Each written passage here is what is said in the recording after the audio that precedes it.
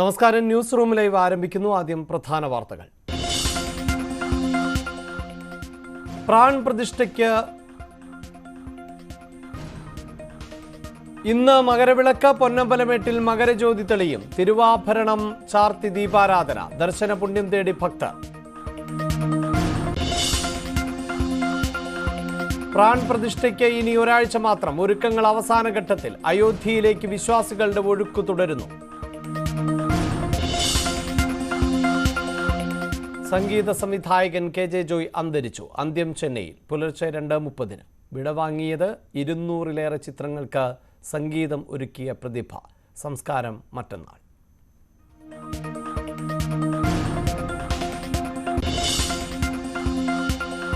കേന്ദ്ര അവഗണനയ്ക്കെതിരെ യോജിച്ച പ്രതിഷേധത്തിന് സർക്കാർ. മുഖ്യമന്ത്രി വിളിച്ച യോഗം ഇന്ന്. VD സതീശനും കുഞ്ഞാലിക്കുട്ടിയും പങ്കെടുക്കും.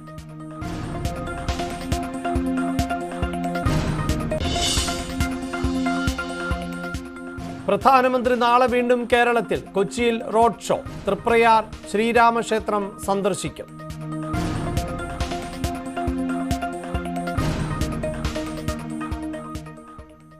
മകരവിളക്കിനൊരുങ്ങി സന്നിധാനം.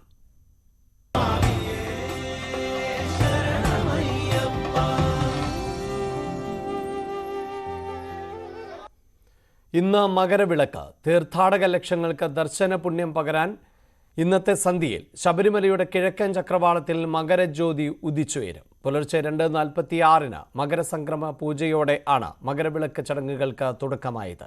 കവടിയാർ കൊട്ടാരത്തിൽ നിന്നും എത്തിച്ച നെയ്യുകൊണ്ട് അഭിഷേകം നടത്തി. വൈകിട്ട് 6:15 തിരുവാഭരണ ഘോഷയാത്ര സന്നിധാനത്ത് എത്തുക. തുടർന്ന് അയ്യപ്പ വിഗ്രഹത്തിൽ തിരുവാഭരണം ചാർത്തി ദീപാരാധന നടക്കും. ഇതിനുശേഷം പുണ്യദർശനമായി പൊന്നമ്പലമേട്ടിൽ മകരവിളക്ക് തെളിയിക്കും.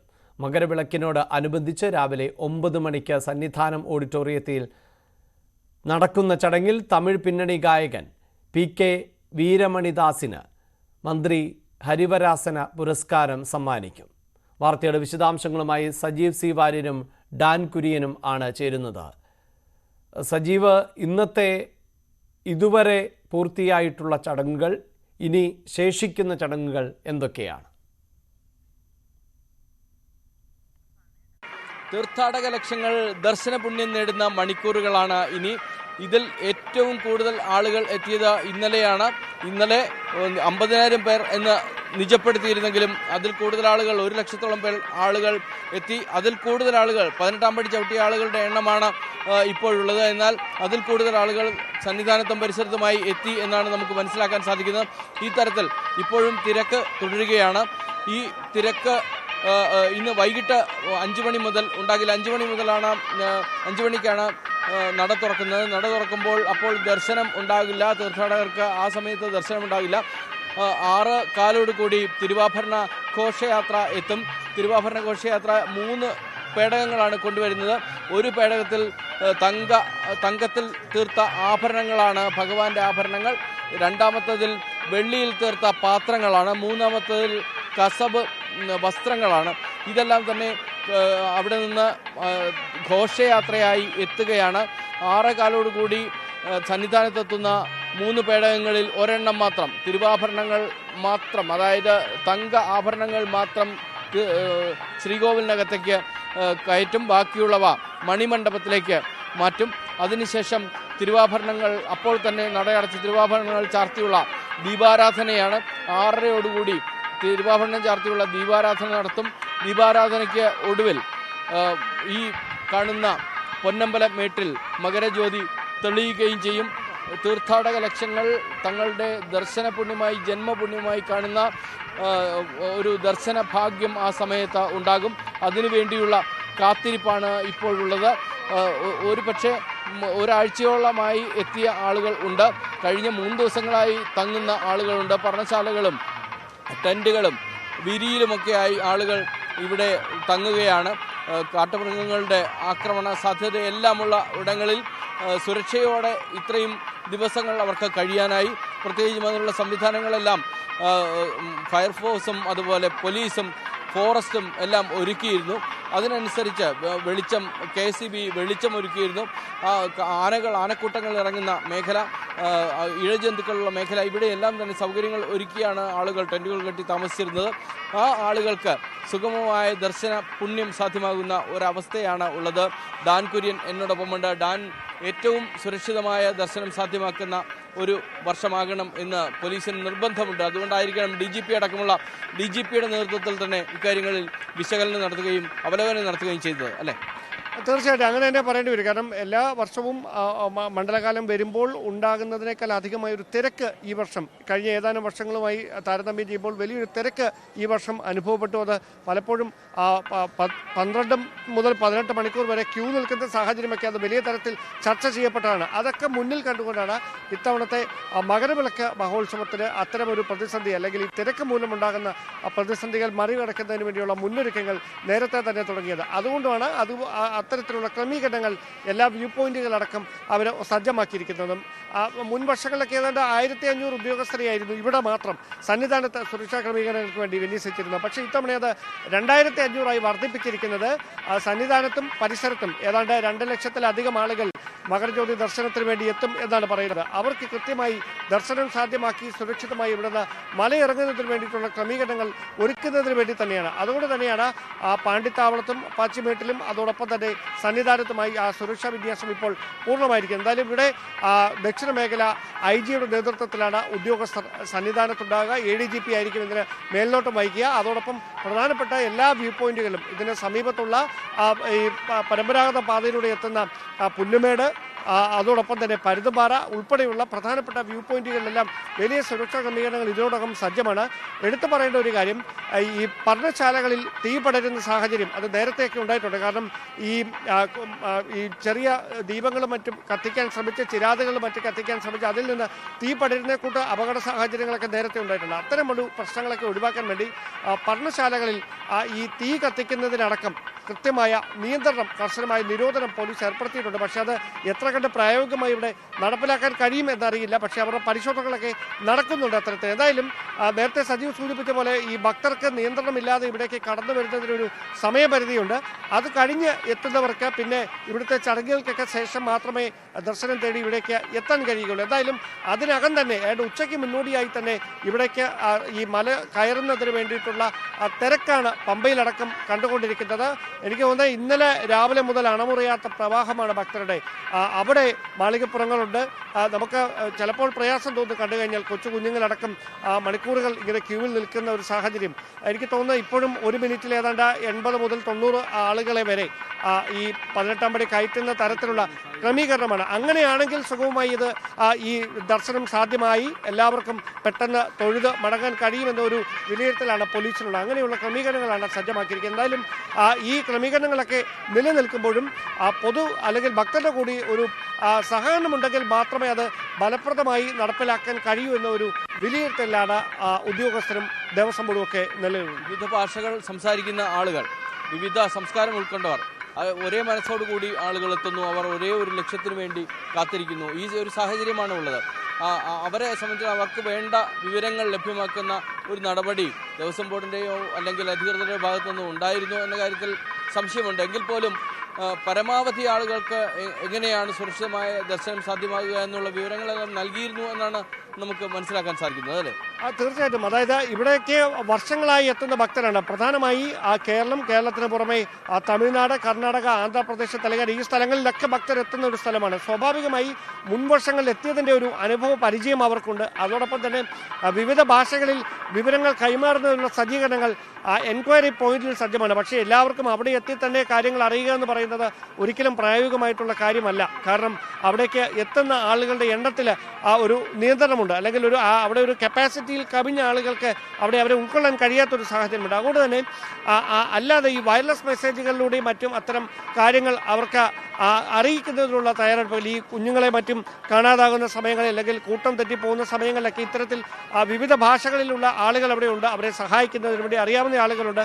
അവരായിരിക്കും അത്തരത്തിലുള്ള സഹായങ്ങളൊക്കെ ഭക്തർക്ക് ചെയ്തു കൊടുക്കുന്നത്. എന്തായാലും ഇതിനോടകം വളരെ ശ്രമകരമായ ഒരു ദൗത്യമാണ് ദേവസ്വം ബോർഡും പോലീസും ഫോറസ്റ്റ് അധികൃതരും ഒക്കെ ചേർന്ന് പൂർത്തിയാക്കിക്കൊണ്ടിരിക്കുന്നത്. അത് പരിസമാപ്തിയിലേക്ക് എത്തുക ഫലപ്രദമായി ഈ പുണ്യദർശനം തേടി മകരജ്യോതി ദർശനം തേടി എത്തുന്ന ഭക്തലക്ഷങ്ങൾ സുഗമമായി സുരക്ഷിതമായി ദർശനം നടത്തി ഇവിടെ നിന്ന് ഈ മല ഇറങ്ങുന്ന സാഹചര്യം പൂർത്തിയാക്കുമ്പോൾ മാത്രമേ വരികയുള്ളൂ എന്നതാണ് യാഥാർത്ഥ്യം. ഒരുപക്ഷെ ഉച്ച കഴിഞ്ഞ് പിന്നീട് ഒരു നിശ്ചലമായ അവസ്ഥയായിരിക്കും. കാരണം നിന്ന സ്ഥലങ്ങളിൽ തന്നെ നിൽക്കുകയും അവിടെ നിന്ന് ഇതിനുവേണ്ടി മകരജ്യോതി ദർശനത്തിന് വേണ്ടി കാത്തിരിക്കുകയും ചെയ്യുന്ന ഒരു വലിയ ജനസഞ്ചയത്തെയാണ് നമുക്ക് കാണാൻ സാധിക്കുക ഉച്ച കഴിഞ്ഞ്. അപ്പോൾ ആ സമയത്ത് അവിടേക്ക് എത്താനുള്ള തിരക്കുകൾ ഉണ്ടാകും, സ്വാഭാവികമായി ഉണ്ടാകും. ആ തിരക്കുകളെല്ലാം മാറ്റിവെച്ചാൽ സുഗമമായ ദർശനം ഇതുവരെ സാധ്യമായി എന്നല്ലേ നമുക്ക് മനസ്സിലാക്കേണ്ടത്, അല്ലേ? തീർച്ചയായിട്ടും ചെറിയ തർക്കങ്ങളൊക്കെ അത് ഈ ആളുകൾ കൂട്ടം കൂടുന്ന സ്ഥലങ്ങളിൽ സ്വാഭാവികമായി ഉണ്ടാക്കുന്ന ചെറിയ പ്രശ്നങ്ങളുണ്ട്. അതിനപ്പുറത്തേക്ക് മറ്റു തരത്തിലുള്ള പ്രതിസന്ധികളൊന്നും ഉണ്ടായിട്ടില്ല എന്നതാണ് എടുത്തു പറയേണ്ടുന്ന ഒരു കാര്യം. കാരണം ഇത്രയധികം ആളുകൾ ഇന്നലെ മാത്രം ഏതാണ്ട് 1 ലക്ഷത്തോളം ആളുകൾ ഇവിടെ തങ്ങിയിട്ടുണ്ടാകാമെന്നാണ് കണക്കുകൾ. അത്രയധികം ആളുകൾ ഇന്നും മല കയറും. അങ്ങനെയാണെങ്കിൽ ഏതാണ്ട് 2 ലക്ഷത്തിലെ അപ്പുറത്തേക്ക് എത്തും ഈ സന്നിധാനത്തും പരിസരത്തും മാത്രം മകരജ്യോതി ദർശനത്തിനായി എത്തുന്ന ഭക്തരുടെ എണ്ണം. അത്രയധികം ആളുകൾ തിങ്ങിക്കൂടുന്ന സ്ഥലത്ത് സ്വാഭാവികമായി ഉണ്ടാകുന്ന ചെറിയ ഈ പ്രശ്നങ്ങൾ ഒഴിവാക്കിയാൽ മറ്റ് വലിയ ബുദ്ധിമുട്ടുകളൊന്നും ഉണ്ടാകാതെ ഈ മണ്ഡലകാലം അല്ലെങ്കിൽ മണ്ഡല മകരവിളക്ക് കാലം സുഗമമായി നടത്താൻ കഴിയുന്നു എന്നത് ദേവസ്വം ബോർഡ് വലിയൊരു കാര്യമായി എടുത്തു പറയുകയും ചെയ്യും. എന്തായാലും ഈ അപ്പാച്ചിമേട്ടിൽ നിന്നാകും തിരുവാഭരണ ഘോഷയാത്രയെ സംസ്ഥാന സർക്കാരിന് വേണ്ടി ദേവസ്വം മന്ത്രി അടക്കമുള്ളവർ സ്വീകരിച്ച് ഇവിടേക്ക് ആനയിക്കുക. അപ്പോൾ മുതൽ തന്നെ വലിയ തരത്തിലുള്ള ഒരു സുരക്ഷാ വിന്യാസത്തിന് നടുവിലാകും സന്നിധാനവും പരിസരവും. അത്തരത്തിലുള്ള ക്രമീകരണങ്ങൾ, അതായത് കൃത്യമായ പരിശോധനകൾക്ക് ശേഷം മാത്രമേ ഈ ആളുകളെ ഇവിടേക്ക് സന്നിധാനത്തേക്ക് അടക്കം കയറ്റിവിടുകയുള്ളൂ. ഇവിടെ കൃത്യമായി എത്താൻ കഴിയുന്ന ആളുകളുടെ എണ്ണം നിജപ്പെടുത്തിയിട്ടുണ്ട്. ഈ VIP ഗസ്റ്റുകൾക്ക് പുറമെ സർക്കാരിൻ്റെ പ്രതിനിധികൾ, ഈ പന്തളം രാജകുടുംബാംഗങ്ങൾ, അതോടൊപ്പം തന്നെ ക്ഷേത്ര ഭാരവാഹികൾ, ദേവസ്വം ബോർഡ് അധികൃതർ, മാധ്യമപ്രവർത്തകർ, അതിനപ്പുറത്തേക്ക് ആളുകളെ ഇവിടെ പെർമിറ്റ് ചെയ്യത്തില്ല എന്നാണ് അറിയിച്ചിരിക്കുന്നത്. അതുകൊണ്ട് ഇവിടേക്ക് അത്തരത്തിലുള്ള വലിയ തിരക്ക് വൈകുന്നേരം ഉണ്ടാകാനുള്ള സാധ്യത നന്നേ വിരളമാണ്. മറ്റ് സ്ഥലങ്ങളിലായിരിക്കും ദർശനം തേടി ഭക്തർ തടിച്ചുകൂടാൻ സാധ്യത. അവിടങ്ങളിലൊക്കെയാണ് ഇപ്പോൾ തന്നെ ഈ സുരക്ഷാ വിന്യാസമടക്കം പോലീസ് പൂർത്തിയാക്കിയിരിക്കുന്നത്. കാരണം ഇന്നലെ നമ്മൾ നടപ്പന്തലിലൂടെ നടന്നു പോകുമ്പോൾ ഒട്ടേറെ പേർ അവിടെ നടപ്പന്തലിനകത്ത് കിടക്കുന്ന ഒരു സാഹചര്യമുണ്ട്. ആളുകൾ വന്ന് താമസിക്കുന്ന ഒരു സാഹചര്യം വന്നിരിക്കുന്നു. നടന്നു പോകാൻ പറ്റാത്ത വിധം ആളുകൾ തമ്പടിച്ചിരിക്കുന്ന ഒരു അവസ്ഥയാണ് ഉണ്ടായിരുന്നത്. നമുക്കറിയാമല്ലോ, ഈ തരത്തിൽ ആളുകൾ തങ്ങുമ്പോൾ ഉണ്ടാകുന്ന അപായങ്ങൾ ഒഴിവാക്കാൻ, അതുപോലെ വലിയ തോതിലുള്ള ഒരു തിരക്കുണ്ടായാൽ അതിനെ അതിജീവിക്കാൻ എല്ലാമുള്ള സൗകര്യങ്ങൾ ഒരുക്കിയിട്ടുണ്ടോ? അങ്ങനെ ഒരു തിരക്ക് അവർ പ്രതീക്ഷിക്കുന്നത് ജ്യോതി ദർശനത്തിന് ശേഷം മടങ്ങുന്ന വഴിയിലാണ്. അതുകൊണ്ടാണ് കൃത്യമായ ഒരു എക്സിറ്റ് പ്ലാന് പോലീസ് തയ്യാറാക്കിയിരിക്കുന്നത്. അതിന് പ്രകാരം ഈ ചുരുക്കി പറഞ്ഞാൽ എല്ലാവരെയും ഒരുമിച്ച് ദർശനം കഴിഞ്ഞ് ഇവിടെ നിന്ന് ഇറക്കി വിടുന്ന ഒരു നടപടി ആയിരിക്കത്തില്ല. അവർക്ക് ഓരോ ബ്ലോക്കുകളായി തിരിച്ച് ഏറ്റവും മുൻപിലുള്ള ബ്ലോക്കിനെ ആദ്യം വിട്ട് അവർ താഴെ സുഗമമായി എത്തുന്നു എന്ന് ഉറപ്പാക്കിയതിന് ശേഷം മാത്രം അടുത്ത ബ്ലോക്കിനെ ഇവിടെ നിന്ന് ഈ വടം മാറ്റി അവരെ പോകാനുള്ള ക്രമീകരണം സജ്ജമാക്കിയുള്ളൂ. അതായത് മുഴുവൻ ആളുകളും ഒരുമിച്ച് തിക്കിത്തിരക്കി ഇറങ്ങുമ്പോഴാണ് അപകടങ്ങൾ ഉണ്ടാകുന്നത്. അത് ഒഴിവാക്കുന്നതിന് വേണ്ടിയിട്ടുള്ള മുൻവർഷങ്ങളിലൊക്കെ നടപ്പാക്കിക്കൊണ്ടിരുന്ന അതേ ശൈലിയിൽ തന്നെ എക്സിറ്റ് പ്ലാൻ തയ്യാറാക്കിക്കൊണ്ടാണ് ഭക്തർക്ക് മലയിറങ്ങാനുള്ള ക്രമീകരണങ്ങൾ സജ്ജമാക്കിയിരിക്കുന്നത്. അതുകൊണ്ട് തന്നെ സുഗമമായി അവർക്ക് മലയിറങ്ങാൻ കഴിയുമെന്നാണ് പ്രതീക്ഷ. പമ്പയിൽ നിന്ന് KSRTC ബസ്സുകളടക്കം കൂടുതലായി സർവീസുകൾ നടത്തുമെന്ന് നേരത്തെ അറിയിച്ചിട്ടുമുണ്ട്. ഞാൻ പറഞ്ഞതുപോലെ സുരക്ഷിതമായ ദർശനമാണ് പ്രധാനം. ഇനിയുള്ള ദിവസങ്ങൾ, അതായത് മകരജ്യോതി ദർശനത്തിന് ശേഷം ജനങ്ങൾക്ക് വീണ്ടും 5 ദിവസം കൂടി അയ്യനെ കണ്ട് തൊഴാനുള്ളൊരു സാഹചര്യം ഉണ്ട്. 16-ാം തീയതി മുതൽ 20-ാം തീയതി വരെ ആളുകൾക്ക് തൊഴാൻ സാധിക്കും. ഈ തിരക്ക് അപ്പോഴുണ്ടാകില്ല. മലയാളികളായ തീർത്ഥാടകർ ആ സമയത്തെ വരാവൂ എന്ന് നേരത്തെ ദേവസ്വം ബോർഡ് അഭ്യർത്ഥിക്കുക പോലും ഉണ്ടായി. പ്രത്യേകിച്ചും കാര്യങ്ങൾ മനസ്സിലാകുന്ന ആളുകൾ ഒരുപക്ഷെ വലിയ തോതിലുള്ള വൈകാരികമായ ഭക്തി വികാരം ആയി ഉൾക്കൊണ്ട മറ്റ് സംസ്ഥാനങ്ങളിൽ നിന്നുള്ള ആളുകൾക്ക് ഒരുപക്ഷെ മകരവിളക്ക് ദർശനം സാധ്യമാകാതെ പോയാൽ കഷ്ടമെന്ന് അവർക്ക് തോന്നുമായിരിക്കും. അതുകൊണ്ട് അവരുടെ വരവിന് യാതൊരു കുറവും ഉണ്ടായില്ല. മുൻ വർഷങ്ങളിലെ അപേക്ഷിച്ച് തിരക്ക് കൂടുതലാണ് എന്ന് തന്നെയാണ് നമുക്ക് മനസ്സിലാക്കാൻ സാധിക്കുന്നത്.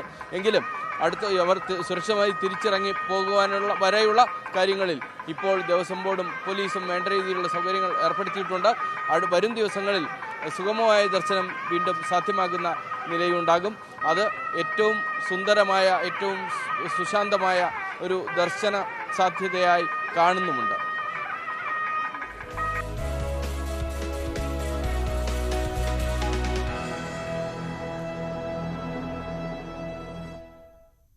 കേന്ദ്ര അവഗണനയ്ക്കെതിരെ മുഖ്യമന്ത്രി പിണറായി വിജയൻ വിളിച്ച യോഗം ഇന്ന്. പ്രതിപക്ഷ നേതാവ് വി ഡി സതീശനും ഉപനേതാവ് പി കെ കുഞ്ഞാലിക്കുട്ടിയും യോഗത്തിൽ പങ്കെടുക്കും. ഓൺലൈൻ ആയാണ് യോഗം. സംസ്ഥാനത്ത് സാമ്പത്തിക ഞെരുക്കം ഉണ്ടാക്കുന്ന കേന്ദ്ര നടപടികളിൽ ഉൾപ്പെടെ യോജിച്ചുള്ള പോരാട്ടങ്ങൾക്ക് തയ്യാറാകണം എന്നും സർക്കാരിൻ്റെ അഭ്യർത്ഥനയുണ്ട്. കേന്ദ്രത്തിനെതിരെ നിലപാടെടുക്കുമ്പോഴും സംസ്ഥാനത്തിൻ്റെ വീഴ്ചകളും പ്രതിപക്ഷം ചൂണ്ടിക്കാട്ടും. സംസ്ഥാന സർക്കാരിൻ്റെ പ്രവർത്തനങ്ങളിൽ അതൃപ്തി പ്രകടിപ്പിച്ച ലത്തീൻ കത്തോലിക്ക സഭ കേരള സർക്കാർ എല്ലാവരുടേതുമായി തോന്നുന്നില്ല എന്ന് KRLCC president bishop Varghese Chakkalakkal പറഞ്ഞു. പ്രധാനമന്ത്രി ക്രൈസ്തവ പുരോഹിതർക്ക് നൽകുന്ന ക്രിസ്മസ് വിരുന്ന് സൗഹൃദ യോഗമാണ്. വിരുന്നുകളിൽ ആശങ്കയറിയിക്കുന്നത് അനുചിതമാണ് എന്നും ബിഷപ്പ് പ്രതികരിച്ചു. എല്ലാവരുടെയും സർക്കാരായിട്ടൊന്നും തോന്നുന്നില്ല. കാര്യങ്ങൾ എല്ലാം അതുപോലെ നടന്നു പോകുന്നില്ല. ഒരസംതൃപ്തി ഉണ്ട് എന്നുള്ളത് സത്യമാണ്. എല്ലാവരെയും ഉൾക്കൊള്ളാൻ കഴിയുന്ന ഭരണമാണ് നമുക്ക് ആവശ്യമായിട്ടുള്ളത്. വിരുന്നിനൊക്കെ വിളിച്ചു കഴിയുമ്പോൾ അതൊരു സൗഹൃദ മീറ്റിംഗാണ്. ആ സമയത്ത് നമ്മുടെ പ്രശ്നങ്ങൾ അവതരിപ്പിക്കുക എന്നൊക്കെ പറയുന്നത് കുറച്ച് ബുദ്ധിമുട്ടായിരിക്കും. നമ്മളുമായിട്ട് നല്ല ബന്ധം പുലർത്താൻ വേണ്ടി നോക്കുന്നുണ്ട്, പ്രത്യേകിച്ച് കേരളത്തിലൊക്കെ. സംഗീത സംവിധായകൻ KJ ജോയ് അന്തരിച്ചു. പുലർച്ചെ 2:30 ചെന്നൈയിൽ ആയിരുന്നു അന്ത്യം. 1975 ലവ് ലെറ്റർ എന്ന ചിത്രത്തിലൂടെ സിനിമാ സംഗീത ലോകത്ത് എത്തിയ KJ ജോയ് 200-ൽ ഏറെ ചിത്രങ്ങൾക്ക് സംഗീതം നൽകിയിട്ടുണ്ട്. എൻ സ്വരം, പൂവിടും ഗാനമേ, അക്കരെ ഇക്കരെ നിന്നാൽ എങ്ങനെ, കസ്തൂരി മാൻമിഴി, സ്വർണ്ണമീനിൻ്റെ ചേലൊത്ത, കണ്ണാലെ തുടങ്ങി ഒരു തലമുറയെ ആവേശം കൊള്ളിച്ച ഗാനങ്ങൾ ഒരുക്കിയ ജോയിയുടെ സൃഷ്ടി ആയിരുന്നു. ദക്ഷിണേന്ത്യയിൽ ആദ്യമായി കീബോർഡ് വായിച്ച സംഗീത സംവിധായകനാണ്. തൃശൂർ നെല്ലിക്കുന്ന് സ്വദേശിയാണ്. സംസ്കാരം മറ്റന്നാൾ ചെന്നൈയിൽ നടക്കും. ഇടവേള.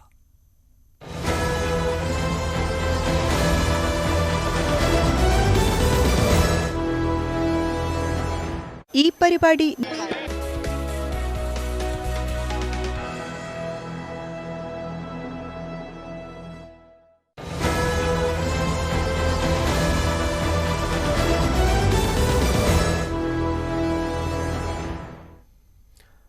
കോഴിക്കോട് കൊടിയത്തൂർ പഞ്ചായത്തിലെ കോഴ വിവാദത്തിൽ 2 പേർക്കെതിരെ പാർട്ടി നടപടി. ലൈബ്രറിയൻ നിയമനത്തിന് കോഴ ആവശ്യപ്പെട്ടുവെന്ന വിവാദത്തിൽ ഉൾപ്പെട്ടവരെ കോൺഗ്രസ് പുറത്താക്കി.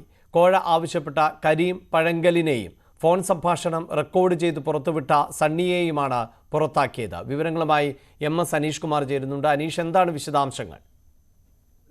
കോൺഗ്രസ് പാർട്ടിക്ക് വലിയ നാണക്കേട് ഉണ്ടാക്കിയ സംഭവമായിരുന്നു. കാരണം കൊടിയത്തൂർ പഞ്ചായത്തിലെ സാംസ്കാരിക നിലയത്തിലെ പാർട്ടി ലൈബ്രറി നിയമനത്തിനായി കോഴ ആവശ്യപ്പെട്ട ആ സംഭവം വലിയ വിവാദമായി മാറിയിരുന്നു.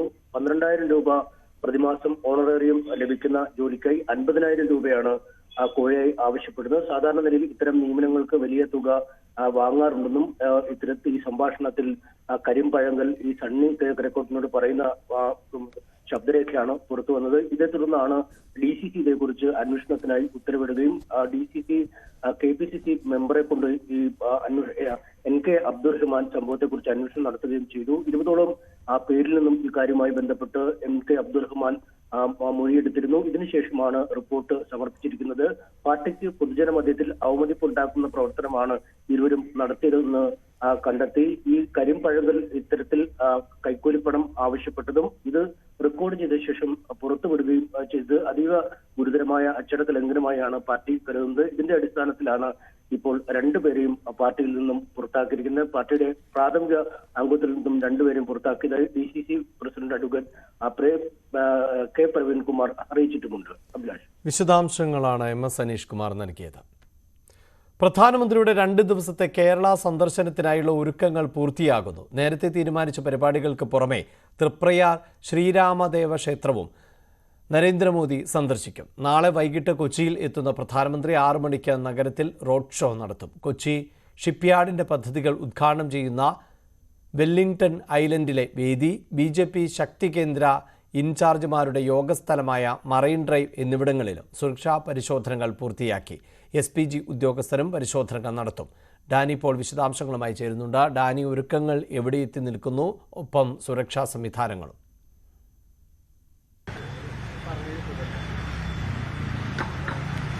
അഭിലാഷ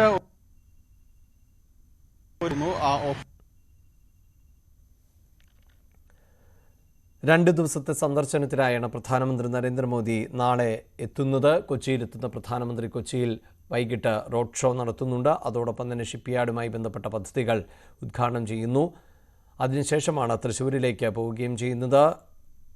ഡാനി, ഈ പ്രധാനമന്ത്രിയുടെ കാര്യപരിപാടികൾ എപ്രകാരമാണ്? എന്തായി ഒരുക്കങ്ങൾ?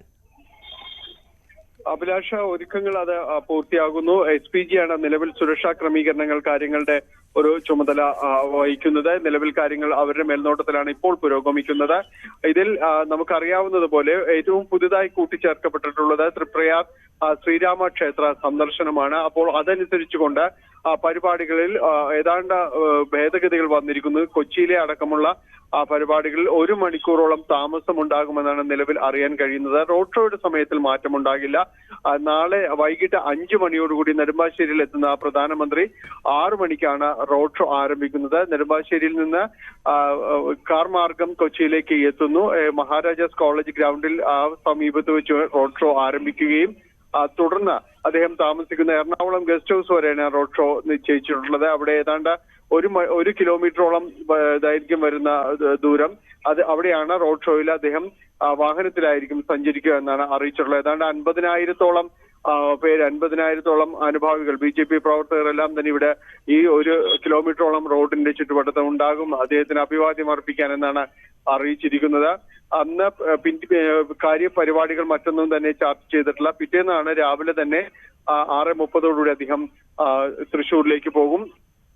തുടർന്ന് അവിടെ നിശ്ചയിച്ചിട്ടുള്ള പരിപാടികൾ അതിലെല്ലാം തന്നെ പങ്കെടുക്കും. നമുക്കറിയാവുന്നതുപോലെ നടനും BJP അംഗവുമായ സുരേഷ് ഗോപിയുടെ മകളുടെ വിവാഹത്തിൽ അദ്ദേഹം പങ്കെടുക്കും. തുടർന്നാണ് തൃപ്രയാറിലെ ശ്രീരാമക്ഷേത്രം സന്ദർശിക്കുക. അതിനുശേഷം മാത്രമായിരിക്കും കൊച്ചിയിലേക്ക് വരിക. കൊച്ചിയിൽ നേരത്തെ നിശ്ചയിച്ചിരുന്നത് 10 മണിക്കായിരുന്നു. കപ്പൽശാലയുമായി ബന്ധപ്പെട്ട 2 പദ്ധതികളുടെ പ്രവർത്തന ഉദ്ഘാടനങ്ങളിലേക്ക് വരുന്നത്. അത് 11:30 ആകുമെന്നാണ് നിലവിൽ അറിയാനായിട്ട് സാധിക്കുന്നത്. അതിനുശേഷം BJPയുടെ ശക്തി കേന്ദ്ര പ്രമുഖന്മാരുടെ പരിപാടിയിലും മറൈൻ ഡ്രൈവിൽ അദ്ദേഹം ആദ്യമായി അഭിസംബോധന ചെയ്തുകൊണ്ട് സംസാരിക്കുകയും ചെയ്യും. ഇതിനുശേഷമായിരിക്കും അദ്ദേഹം തിരിച്ചു പോവുക. ഏതായാലും കൊച്ചിയും പരിസരത്തും എല്ലാം തന്നെയും വലിയ രീതിയിൽ തന്നെ പോലീസിന്റെ പരിശോധന കാര്യങ്ങളെല്ലാം തന്നെ നടക്കുന്നുണ്ട്. പ്രത്യേകിച്ച് റോഡ് ഷോ അടക്കം നടക്കുന്ന സ്ഥലങ്ങളിലെല്ലാം പോലീസ് പരിശോധനകൾ ഉറപ്പിക്കുകയാണ്. വിശദാംശങ്ങളാണ് ഡാനി പോൾ നൽകിയത്. അയോധ്യ ഒരുങ്ങുന്നു.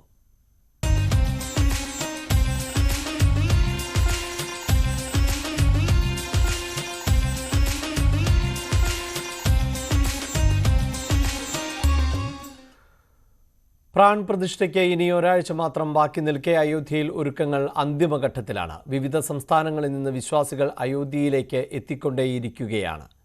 രഞ്ജിത്ത് രാമചന്ദ്രനാണ് ചേരുന്നത്. രഞ്ജിത്ത്, ഇനി ഒരാഴ്ച മാത്രമാണുള്ളത്. ഭക്തജനത്തിരക്ക് ഇപ്പോഴും തുടരുകയാണോ? അയോധ്യയിൽ പ്രാൺ പ്രതിഷ്ഠയ്ക്ക് ഇനി 7 ദിവസം മാത്രമാണ് ബാക്കിയുള്ളത് എന്നുള്ളതാണ്. 7 ദിവസത്തിലേക്കുള്ള പ്രധാനപ്പെട്ട ചടങ്ങുകൾ നാളെയാണ്. ഇതുമായി ബന്ധപ്പെട്ട പൂജാകർമ്മങ്ങൾ ആരംഭിക്കുക. 16 മുതൽ 22 വരെ ഈ പൂജാകർമ്മങ്ങൾ നീണ്ടു നിൽക്കും. അത് പ്രധാനപ്പെട്ട മുനിമാർ, സ്വാമിമാർ പങ്കെടുക്കുന്ന പൂജാകർമ്മങ്ങളാണ് അയോധ്യയിൽ നടക്കുക. അങ്ങനെ എല്ലാ തരത്തിലുള്ള ഒരുക്കങ്ങളും അയോധ്യയിൽ ഉണ്ടാകുന്നു എന്നുള്ളത് വളരെ പ്രധാനപ്പെട്ടതാണ്. കാരണം ഇവിടുത്തെ ഓരോ മണ്ണും മനസ്സും ഇവിടുത്തെ പ്രാൺ പ്രതിഷ്ഠയ്ക്കൊപ്പമാണ്. ഇതിന്റെ എല്ലാ മേഖലകളും, അയോധ്യയുടെ ഓരോ മേഖലകളിലും വലിയ തയ്യാറെടുപ്പുകൾ ഇതുമായി ബന്ധപ്പെട്ട് നടക്കുന്നുണ്ട് എന്ന വിവരങ്ങളും നമ്മൾ കാണുന്നുണ്ട്. ദൃശ്യങ്ങളിലൂടെ നമ്മൾ പ്രേക്ഷകരിലേക്ക് എത്തിക്കുന്നു. സരയൂ നദിയുടെ തീരത്തടക്കം വലിയ തയ്യാറെടുപ്പുകളുണ്ട്. സ്വാമിമാരുടെ വലിയ വരവുണ്ട്. ഏതാണ്ട് 21,000-ഓളം ആളുകൾ പങ്കെടുക്കുന്ന, സ്വാമിമാർ പങ്കെടുക്കുന്ന മഹായാഗത്തിന് നാളെ തുടക്കം കുറിക്കുകയാണ്. അവിടെ വേദമന്ത്രങ്ങൾ ഉരുവിടും, രാമായണ ശീലുകൾ അവിടെ ഉരുവിടും. നാളെ മുതൽ ഇതിന്റെ ഒരു വല്ലാത്തൊരു ആംബിയൻസിലായിരിക്കും അയോധ്യ നഗരം എന്നുള്ളത് വളരെ പ്രധാനപ്പെട്ട കാര്യമാണ്. നേരത്തെ പ്രധാനമന്ത്രി നരേന്ദ്രമോദി തന്റെ വ്രതാനുഷ്ഠാനം ആരംഭിച്ചു എന്ന് പറഞ്ഞിരുന്നു. യോഗി ആദിത്യനാഥ് ഇന്നലെ ഇവിടെ എത്തി സ്ഥിതിഗതികൾ വിലയിരുത്തി. രാം മന്ദിറിലെത്തി അദ്ദേഹം ദർശനം നടത്തി മടങ്ങി. ഉന്നത ഉദ്യോഗസ്ഥരുടെ യോഗം ചേർന്ന് അവസാനവട്ട ഒരുക്കങ്ങൾ വിലയിരുത്തി. നമുക്കറിയാം, ഒരേ ഒരു മുഖ്യമന്ത്രി ഈ ചടങ്ങിൽ പങ്കെടുക്കുന്നത് യോഗി മാത്രമാണ്. മറ്റ് വിശിഷ്ടാതിഥികളായി ക്ഷണിക്കപ്പെട്ട നിരവധി ആളുകളുണ്ട്. അതിൽ അനിൽ അംബാനി, മുകേഷ് അംബാനി അടക്കമുള്ള വ്യവസായ പ്രമുഖരുണ്ട്. മാതാ അമൃതാനന്ദമയി, ഒപ്പം ദലൈലാമയെ പോലെയുള്ള ആത്മീയ ആചാര്യന്മാരുണ്ട്. സച്ചിൻ തെണ്ടുൽക്കറെ പോലെയുള്ള കായിക താരങ്ങൾ, ക്രിക്കറ്റ് താരങ്ങളുണ്ട്. മോഹൻലാലിനെ പോലെയുള്ള, അമിതാഭ് ബച്ചനെ പോലെയുള്ള സിനിമാ താരങ്ങളുണ്ട്. അങ്ങനെ ക്ഷണിക്കപ്പെട്ട അതിഥികൾക്ക് മാത്രമായിരിക്കും 22-ന് ഇവിടെ പ്രവേശനം. സാധാരണക്കാർക്ക് ഇവിടേക്ക് എത്താനാവുക 23 മുതലാണ്. 23 മുതൽ ഈ പൂജാകർമ്മങ്ങൾ അവസാനിച്ച ശേഷം 23 മുതൽ ഇവിടെ മറ്റു ചില മകരപൂജകൾ ആരംഭിക്കുമെന്നുള്ള വിവരങ്ങളും നമുക്ക് ലഭ്യമായിട്ടുണ്ട്. അങ്ങനെ സമഗ്രമായ രീതിയിൽ വലിയ തോതിലുള്ള ഒരുപാട് പൂജാ കർമ്മങ്ങളിലൂടെ ആകും ഈ ഇവിടെ കടന്നു പോവുക എന്നുള്ളത് പ്രധാനപ്പെട്ട കാര്യമാണ്. വലിയ കനത്ത മഞ്ഞുണ്ട് ഇവിടെ, വലിയ തണുപ്പുണ്ട്. അത്തരത്തിലുള്ള കാലാവസ്ഥ ഇവിടെ അനുഭവപ്പെടുന്ന പശ്ചാത്തലം കൂടിയുണ്ട്. പക്ഷെ അപ്പോഴും ഭക്തരുടെ ഇങ്ങോട്ടേക്കുള്ള വരവിന്, രാമഭക്തരുടെ ഇങ്ങോട്ടേക്കുള്ള വരവിന് യാതൊരു കുറവുമില്ല എന്നുള്ളത് പ്രധാനപ്പെട്ട കാര്യമാണ്. വിവിധ സംസ്ഥാനങ്ങളിൽ നിന്നുള്ള, വിവിധ നേപ്പാൾ അടക്കമുള്ള മറ്റു രാജ്യങ്ങളിൽ നിന്നുള്ള നിരവധി ആളുകൾ ഇങ്ങോട്ടേക്ക് എത്തി ഇവിടുത്തെ കാര്യങ്ങൾ ഇതിൽ രാമനെ കണ്ട് മടങ്ങുന്നു. തൊട്ടടുത്താണ് ഞാൻ നേരത്തെ പറഞ്ഞതുപോലെ ശ്രീരാമക്ഷേത്രം തൊട്ടടുത്താണ് ഹനുമാൻ ക്ഷേത്രം. ശ്രീരാമനെ കാണുമ്പോൾ സ്വാഭാവികമായും ഹനുമാനെ കൂടി കണ്ടു വണങ്ങണം എന്നുള്ളതാണ്. കാരണം ശ്രീരാമന്റെയും ലക്ഷ്മണന്റെയും സന്തത സഹചാരിയാണ് ഹനുമാനെ കൂടി കണ്ട് മടങ്ങുന്ന ആളുകളെയും നമുക്കിവിടെ കാണാം. ഹനുമാൻ ക്ഷേത്രത്തിലും വലിയ പ്രാധാന്യമുണ്ട്, അവിടേക്കും ആളുകൾ എത്തുന്നുണ്ട്. വലിയ സുരക്ഷ ഇവിടെ ഒരുക്കിയിട്ടുണ്ട്, അത് പ്രധാനപ്പെട്ട കാര്യമാണ്. സുരക്ഷാ ക്രമീകരണങ്ങൾ വളരെ വലുതാണ്. ഓരോ ദിവസം കഴിയുന്തോറും സുരക്ഷ വർദ്ധിപ്പിക്കുന്ന പശ്ചാത്തലം കൂടിയുണ്ട്. ഈ തണുപ്പിലും മഞ്ഞിലും മഴയത്തുമൊക്കെ ശ്രീരാമസ്വാമിയെ കണ്ട് മടങ്ങുന്ന നിരവധി ആളുകളുടെ കാഴ്ചകൾ നമുക്കിവിടെ കാണാം. നമുക്കറിയാം, തയ്യാറെടുപ്പുകൾ വർഷങ്ങൾക്ക് മുൻപ് ഇവിടെ ആരംഭിച്ചു കഴിഞ്ഞു. നിർമ്മാണ പ്രവർത്തനങ്ങൾ ഈ ചുറ്റുപാടും ഒരുപാട് നിർമ്മാണ പ്രവർത്തനങ്ങൾ ഇപ്പോഴും പുരോഗമിക്കുന്ന കാഴ്ചയുണ്ട്.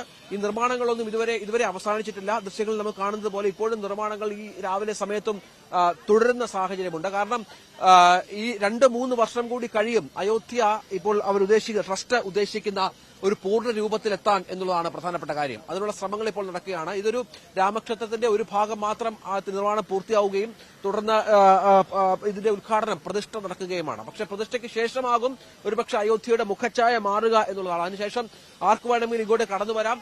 ഭക്തർക്ക് ആവശ്യമായ അടിസ്ഥാന സൗകര്യങ്ങൾ, കടന്നു വരുന്നവർക്ക് ആവശ്യമായ അടിസ്ഥാന സൗകര്യങ്ങളാണ് ഇപ്പോൾ ഒരുക്കിക്കൊണ്ടിരിക്കുന്നത്. നിരവധിയായ പുതിയ ഹോട്ടലുകൾ വരുന്നു, താമസ സൗകര്യങ്ങൾ വരുന്ന പശ്ചാത്തലമുണ്ട്.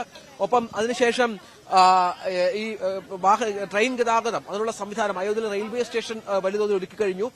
റെയിൽവേ ആകട്ടെ ഒരുപാട് സർവീസുകൾ അയോധ്യയിലേക്ക് ആരംഭിക്കുന്നു. ഇവിടുത്തെ എയർപോർട്ട്, എയർ സ്ട്രിപ്പ് ആയിരുന്നത് അന്താരാഷ്ട്ര വിമാനത്താവളമായി മാറിക്കഴിഞ്ഞു. വിമാന കമ്പനികൾ ഇവിടേക്ക് സർവീസ് നടത്തുന്നു. അങ്ങനെ ലോകത്തിന്റെ ശ്രദ്ധ അയോധ്യയിലേക്ക് വരുമ്പോൾ, അയോധ്യയിലേക്ക് ആകർഷിക്കപ്പെടുമ്പോൾ അതനുസരിച്ചുള്ള അടിസ്ഥാന സൗകര്യ വികസനത്തിന് കൂടി അധികാരികൾ ശ്രദ്ധിക്കുന്നു എന്നുള്ളതാണ് ഏറ്റവും പ്രധാനപ്പെട്ട കാര്യം. അത് വളരെ വലുതായ ഒന്നാണ്. അത്തരത്തിൽ വലിയ മാറ്റം അവർ പ്രതീക്ഷിക്കുന്നു. തദ്ദേശീയമായും ആളുകൾ വലിയ തരത്തിലുള്ള വികാര പ്രകടനത്തിലാണ്. അവർക്കും അവരുടെ നഗരം മാറുന്ന ഒരു പശ്ചാത്തലം അവരെ സന്തോഷിപ്പിക്കുന്നു. അവരുടെ ജീവിത സാഹചര്യങ്ങൾ മാറുന്ന ഒരു സാഹചര്യം കൂടിയുണ്ട്. അങ്ങനെ ഈ ഓരോ ദിവസവും ഈ ഇത്തരത്തിലുള്ള സംവിധാനങ്ങൾ ഒരുങ്ങുന്നു എന്നുള്ളതാണ്. ഓരോ ദിവസവും മാറ്റങ്ങളാണ് അയോധ്യയിൽ സംഭവിക്കുന്നത്. ഓരോ ദിവസവും ഭക്തരുടെ എണ്ണത്തിൽ വലിയ മാറ്റങ്ങൾ കൂടുന്നു. ഇതിനെ നിയന്ത്രിക്കുക എന്നുള്ളത് ഈ ട്രസ്റ്റിനും അധികാരികൾക്കും വളരെ പ്രധാനപ്പെട്ട ഒന്നാണ് എന്നുള്ളതാണ്. അങ്ങനെ ഏതായാലും പ്രാൺ പ്രതിഷ്ഠയ്ക്കുള്ള എല്ലാ ഒരുക്കങ്ങളും അയോധ്യയിൽ പൂർത്തിയാകുന്നു. അതിനുള്ള തയ്യാറെടുപ്പുകൾ പൂർത്തിയാകുന്നു. വലിയ തോതിൽ അതിന്റെ ഒരു പ്രധാനപ്പെട്ട ചടങ്ങായി മാറുകയും ചെയ്തു. അയോധ്യയിൽ നിന്ന് പ്രശാന്ത് മംഗലശ്ശേരിക്കൊപ്പം രഞ്ജിത്ത് രാമചന്ദ്രൻ. അയോധ്യയിൽ നിന്ന് രഞ്ജിത്താണ് വിശദാംശങ്ങൾ നൽകിയത്. അയോധ്യയിൽ രാമക്ഷേത്ര പ്രാൺ പ്രതിഷ്ഠയുടെ മുന്നോടിയായുള്ള ചടങ്ങുകൾക്ക് നാളെ തുടക്കമാകും. അയോധ്യാപുരിയിലേക്ക് എത്തുന്ന എല്ലാവരുടെയും സുരക്ഷ അടക്കമുള്ള സർവ്വസജ്ജീകരണങ്ങളും ഒരുക്കിയിരിക്കുകയാണ് രാം ജന്മഭൂമി തീർത്ഥ് ക്ഷേത്ര ട്രസ്റ്റും ഉത്തർപ്രദേശ് സർക്കാരും. 10,000 CCTV ക്യാമറകളാണ് അയോധ്യ നഗരത്തിൽ മാത്രം സ്ഥാപിച്ചിട്ടുള്ളത്.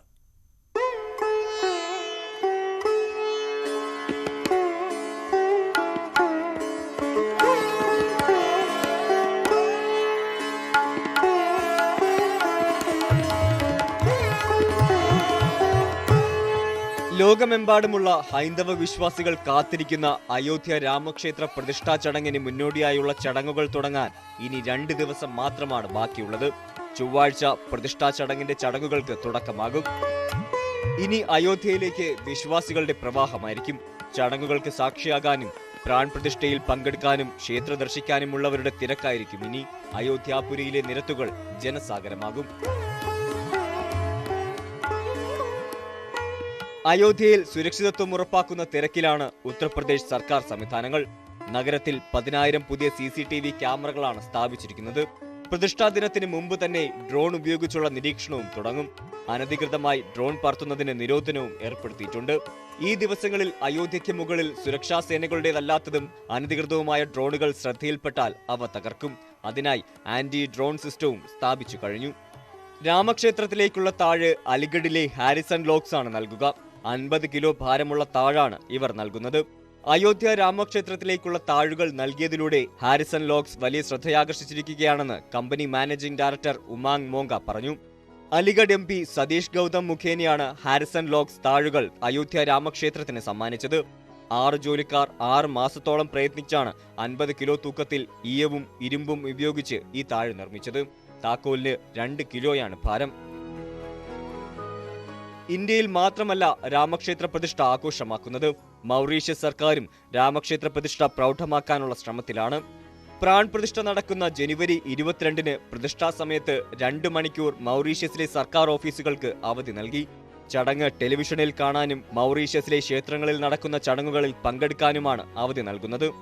അമേരിക്കയിലെ വിശ്വ ഹിന്ദു പരിഷത്തും രാമക്ഷേത്ര പ്രതിഷ്ഠ ആഘോഷപൂർണ്ണമാക്കുകയാണ്. അമേരിക്കയിലാകെ രാമക്ഷേത്ര മാതൃകയുടെ 40ഓളം ബിൽബോർഡുകളാണ് ഉയർത്തിയിരിക്കുന്നത്. Texas, Illinois, New York, New Jersey, Georgia തുടങ്ങിയ സ്റ്റേറ്റുകളിലാണ് കൂടുതൽ ബോർഡുകളും സ്ഥാപിച്ചിരിക്കുന്നത്. പ്രാൺ പ്രതിഷ്ഠയ്ക്ക് മുന്നോടിയായി 11 ദിവസം നീണ്ടു നിൽക്കുന്ന അനുഷ്ഠാന പൂജാകർമ്മങ്ങൾ പ്രധാനമന്ത്രി നരേന്ദ്രമോദിയും തുടങ്ങി. നാസിക്കിലെ ഗോദാവരി തീരത്തുള്ള പഞ്ചവടി ശ്രീകല രാം മന്ദിർ സന്ദർശിച്ചുകൊണ്ടാണ് പ്രധാനമന്ത്രി പ്രതിഷ്ഠയുടെ അനുഷ്ഠാന കർമ്മങ്ങൾ തുടങ്ങിയത്. വെറും നിലത്തുറങ്ങുകയും അതിരാവിലെ എണീറ്റ് പ്രാർത്ഥിക്കുകയും ധ്യാനിക്കുകയും ചെയ്യുന്നതടക്കമുള്ളവയാണ് അനുഷ്ഠാന കർമ്മങ്ങൾ. സാത്വിക ഭക്ഷണം മാത്രമേ ഈ ദിവസങ്ങളിൽ കഴിക്കൂ, അതും വളരെ കുറഞ്ഞ അളവിൽ മാത്രം. പുരാണങ്ങളും വേദങ്ങളും വായിക്കുക, ദിവസവും അല്പനേരം മൗനവ്രതം ആചരിക്കുക എന്നിവയും ഈ അനുഷ്ഠാനങ്ങളുടെ ഭാഗമായുണ്ട്. കാഞ്ചി കാമകോടി മഠത്തിന്റെ നേതൃത്വത്തിൽ 40 ദിവസം നീണ്ടു നിൽക്കുന്ന ചടങ്ങുകൾ കാശി യാഗശാലയിൽ നടക്കുമെന്ന് കാഞ്ചി കാമകോടി മഠാധിപതി വിജേന്ദ്ര സരസ്വതി സ്വാമികൾ അറിയിച്ചു. അതേസമയം സ്ഥാനാരോഹണം സംബന്ധിച്ച് തർക്കം നിലനിൽക്കുന്ന ജ്യോതിഭട്ട് ശങ്കരാചാര്യ സ്വാമി അവിമുക്തേശ്വരാനന്ദ സരസ്വതിയെ ചടങ്ങിലേക്ക് ക്ഷണിച്ചിട്ടില്ല. മറ്റു 3 ശങ്കരമഠങ്ങളിലെയും മഠാധിപന്മാർ മറ്റൊരു ദിവസം ക്ഷേത്രം സന്ദർശിക്കുമെന്നാണ് അറിയിച്ചിട്ടുള്ളത്. പ്രാൺ പ്രതിഷ്ഠാ ചടങ്ങുകളുടെ ഭാഗമായുള്ള അന്നദാനത്തിനായും മറ്റും 20 ടൺ പച്ചക്കറികൾ ഛത്തീസ്ഗഡിൽ നിന്നും അയോധ്യയിലേക്ക് അയച്ചിട്ടുണ്ട്. പച്ചക്കറികൾ കൊണ്ടുപോകുന്ന ട്രക്കുകൾ ഛത്തീസ്ഗഡ് മുഖ്യമന്ത്രി വിഷ്ണുദേവ് സായ് ഫ്ളാഗ് ഓഫ് ചെയ്തു. കഴിഞ്ഞ മാസം ഛത്തീസ്ഗഡിൽ നിന്നും 300 ടൺ അരിയും അയോധ്യയിലെത്തിച്ചിരുന്നു. അതേസമയം ഛത്തീസ്ഗഡിൽ നിന്നും ജൂണ അഖാഡയിൽ നിന്നും നാഗസന്യാസിമാരും അയോധ്യയിലേക്ക് തിരിച്ചു. ഉത്തരാഖണ്ഡിലെ പുണ്യ നദികളിൽ നിന്നുള്ള ജലം ശേഖരിച്ചാണ് ഇവർ പുറപ്പെട്ടത്. ഗംഗ, യമുന, മന്ദാകിനി, സരയു, ഭാഗീരഥി, രാംഗംഗ, കാളിഗംഗ, ദൗലിഗംഗ, ത്രിജുഗി നാരായൺ നദികളിലെ ജലമാണ് സന്യാസിമാർ പുണ്യകലശത്തിൽ ശേഖരിച്ച് അയോധ്യയിലെത്തിക്കുക. ചടങ്ങിൽ പങ്കെടുക്കുന്ന അതിഥികൾക്ക് രാമജന്മഭൂമിയിലെ മണ്ണ് സമ്മാനിക്കും. രാമജന്മഭൂമി തീർത്ഥ് ക്ഷേത്ര ട്രസ്റ്റ് ഇവിടെ നിന്ന് ശേഖരിച്ച മണ്ണാണ് പ്രത്യേക ബോക്സുകളിലാക്കി നൽകുക. 10,000 അതിഥികൾക്കാണ് ഇത് സമ്മാനിക്കുക. 2 ബോക്സുകളാണ് ഉണ്ടാകുക. ഒന്നിൽ ലഡുവും തുളസിയുമായിരിക്കും. 2ാമത്തെ ബോക്സിലായിരിക്കും രാമജന്മഭൂമിയിലെ മണ്ണ്. സരയൂ നദിയിലെ പുണ്യജലവും ഇതിനൊപ്പം ഉണ്ടാകും. ഖോരക്പൂർ ഗീതാ പ്രസിൽ അച്ചടിച്ച രാമചരിതമാനസവും അതിഥികൾക്ക് സമ്മാനമായി നൽകുമെന്ന് രാമജന്മഭൂമി തീർത്ഥ് ക്ഷേത്ര ട്രസ്റ്റ് അറിയിച്ചു. രാജ്യത്ത് അയോധ്യ രാമക്ഷേത്രത്തെ ചൊല്ലി രാഷ്ട്രീയ വിവാദങ്ങൾ നടക്കുമ്പോഴും ക്ഷേത്ര പ്രതിഷ്ഠാ ചടങ്ങ് അത്യന്തം ദൈവികമായും ആഘോഷമായും നടത്താനുള്ള ഒരുക്കത്തിലാണ് തീർത്ഥ് ക്ഷേത്ര ട്രസ്റ്റ്.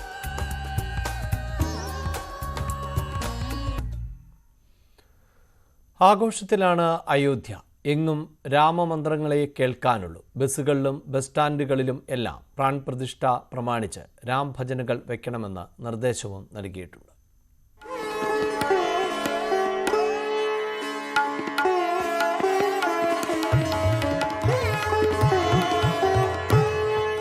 ജനുവരി 22-നോട് അടുക്കുംതോറും വലിയ ഒരുക്കങ്ങളാണ് അയോധ്യയിൽ നടക്കുന്നത്.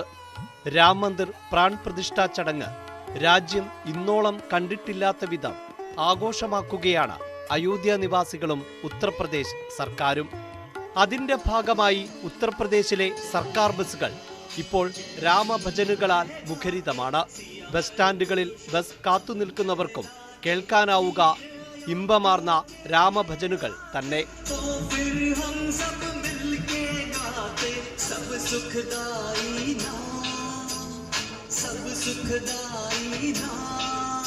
ബസ് സ്റ്റാൻഡുകളിൽ അനൗൺസ്മെന്റിനുള്ള ഉച്ചഭാഷിണികളിൽ അറിയിപ്പ് നൽകാത്ത സമയങ്ങളിൽ രാമഭജനുകൾ പ്ലേ ചെയ്യണം എന്നാണ് ഉത്തർപ്രദേശ് ഗതാഗത വകുപ്പ് നൽകിയിരിക്കുന്ന നിർദ്ദേശം. മിർസാപൂർ ഗതാഗത വകുപ്പ് ഓഫീസാണ് ഈ നിർദ്ദേശം നൽകിയിരിക്കുന്നത്.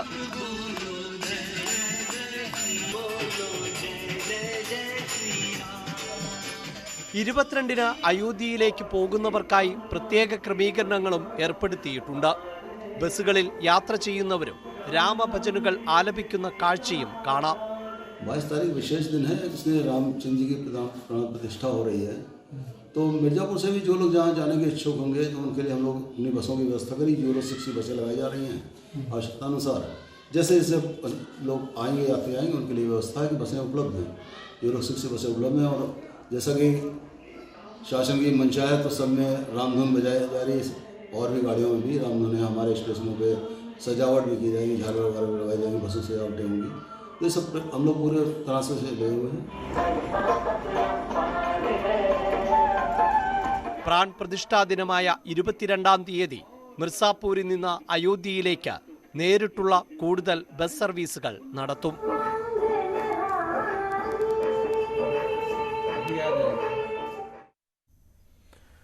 ടൂറിസം രംഗത്ത് വലിയ മാറ്റങ്ങൾക്കാണ് അയോധ്യ എന്ന ക്ഷേത്ര നഗരി തയ്യാറെടുക്കുന്നത്. അതിനനുസരിച്ചുള്ള അടിസ്ഥാന സൗകര്യ വികസനങ്ങളും ദ്രുതഗതിയിലാണ്.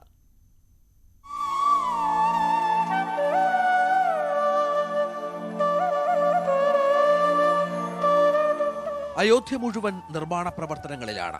പുതിയ എയർപോർട്ട്, നവീകരിച്ച റെയിൽവേ സ്റ്റേഷൻ, രാമഭക്തരായ തീർത്ഥാടകരുടെ വരവ് പ്രതീക്ഷിതത്തിലും അധികമാണ്. സരയുവിലെ ഷിക്കാര ബോട്ട് സഞ്ചാരികളിലും അഭൂതപൂർവമായ വർധനവാണ്.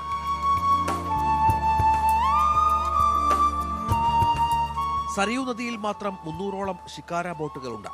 പുണ്യത തേടിയെത്തുന്നവർ ബോട്ടിൽ കയറി പ്രധാന സ്ഥലങ്ങളും കണ്ടാണ് മടങ്ങുക.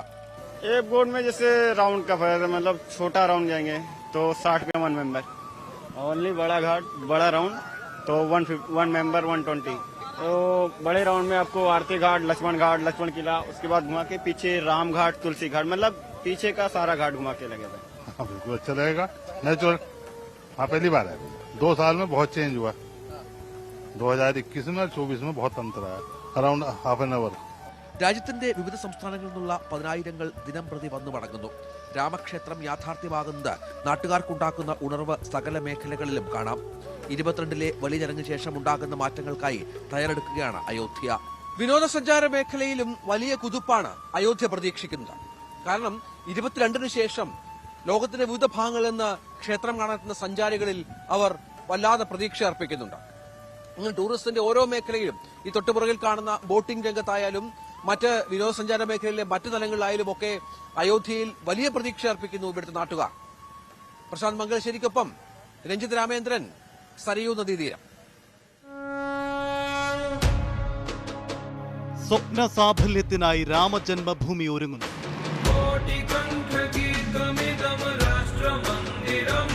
പ്രാൺ പ്രതിഷ്ഠയ്ക്കായി വിശ്വാസി സഹസ്രങ്ങൾ കാത്തിരിക്കുകയാണ്. രാമനാമം ചൊല്ലി നാടും നഗരവും മുഴുവൻ അയോധ്യയിലേക്ക്.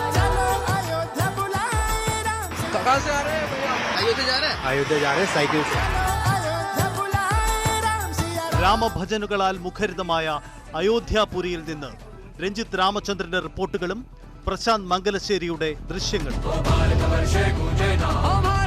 അയോധ്യ മുഴുവൻ ഭക്തിസാന്ദ്രമാണ്. അയോധ്യ പ്രാൺ പ്രതിഷ്ഠ കവറേജ് സമഗ്രമായി ന്യൂസ് 18-ൽ മാത്രം. ന്യൂസ് 18 കേരളം, മലയാളത്തിന്റെ ദേശീയ ചാനൽ.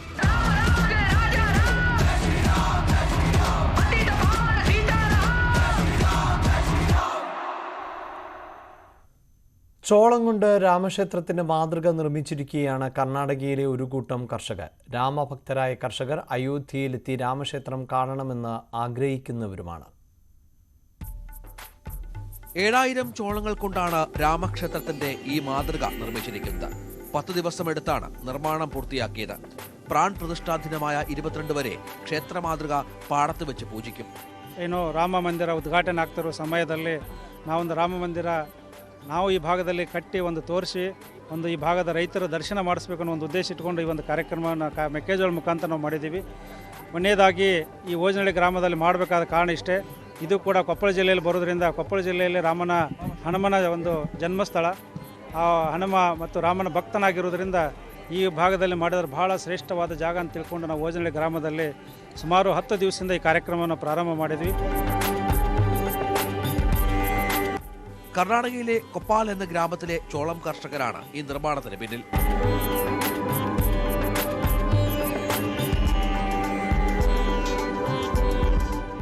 കൊപ്പാൽ ഹനുമാന്റെ ജന്മസ്ഥലമാണെന്നാണ് വിശ്വാസം.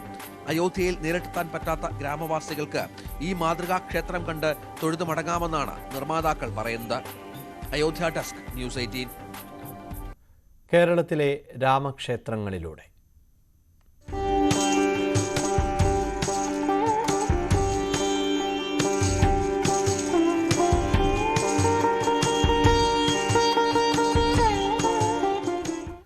നാലമ്പല ദർശനത്തിന് പ്രസിദ്ധമാണ് കോട്ടയം രാമപുരം. വളരെ ചെറിയ ദൂരം സഞ്ചരിച്ചാൽ തന്നെ നാലമ്പലങ്ങളിലും എത്താം എന്നതാണ് പ്രത്യേകത. കേരളത്തിലെ നാലമ്പലങ്ങളെക്കുറിച്ച് പ്രധാനമന്ത്രി പരാമർശിച്ചതോടെ ഈ ക്ഷേത്രങ്ങൾ കൂടുതൽ പ്രസിദ്ധമായി. ശ്രീരാമക്ഷേത്രത്തിന്റെ പേരുകൊണ്ട് തന്നെ അറിയപ്പെടുന്ന സ്ഥലം കോട്ടയം ജില്ലയിലെ രാമപുരം ശ്രീരാമസ്വാമി ക്ഷേത്രത്തിന്റെ പ്രത്യേകത അവിടെ തുടങ്ങുകയാണ്.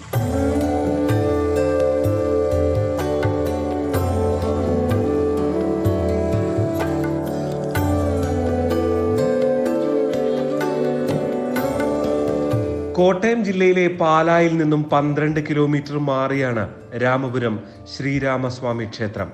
നൂറ്റാണ്ടുകളുടെ പാരമ്പര്യമുള്ള ക്ഷേത്രം. ശ്രീരാമൻ ഇവിടെ എത്തിയെന്ന ഐതിഹ്യത്തിലാണ് രാമപ്രതിഷ്ഠ.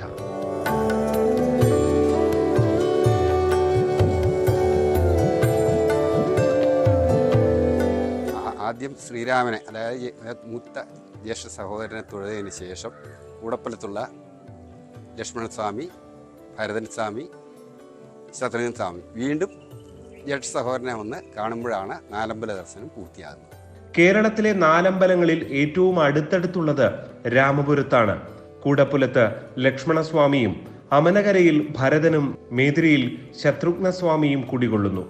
രാമപുരത്തെ രാമക്ഷേത്രത്തിൽ തുടങ്ങി രാമക്ഷേത്രത്തിൽ അവസാനിക്കുന്ന രീതിയിൽ ഉച്ചയ്ക്ക് മുൻപ് തന്നെ ഇവിടെ നാലമ്പല ദർശനം പൂർത്തിയാക്കാം.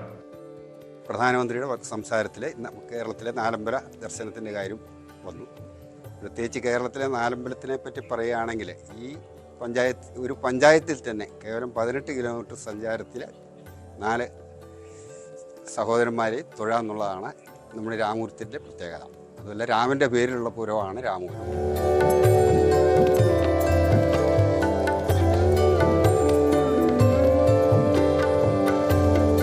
അയോധ്യയിലെ പ്രാൺ പ്രതിഷ്ഠയുമായി ബന്ധപ്പെട്ട് വിപുലമായ ആഘോഷങ്ങൾക്കാണ് രാമപുരം വേദിയാകുക. പ്രതിഷ്ഠ തത്സമയം കാണുന്നതിനുള്ള സൗകര്യങ്ങൾ ക്ഷേത്രത്തിൽ ഒരുക്കുന്നുണ്ട്. നാലമ്പല ദർശനം എന്നതാണ് കേരളത്തിന്റെ ഒരു അപൂർവത.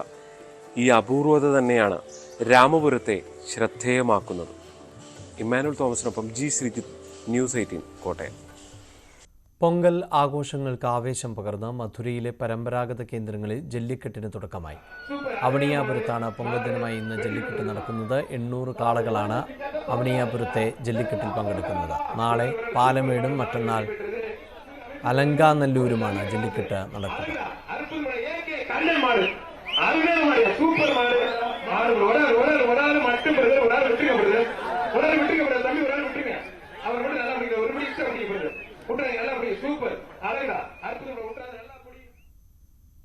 ഇടവേള.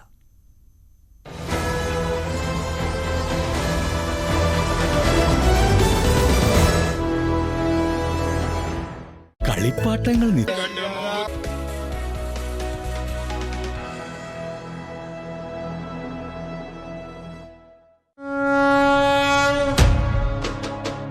സ്വപ്ന സാഫല്യത്തിനായി രാമജന്മഭൂമി ഒരുങ്ങുന്നു.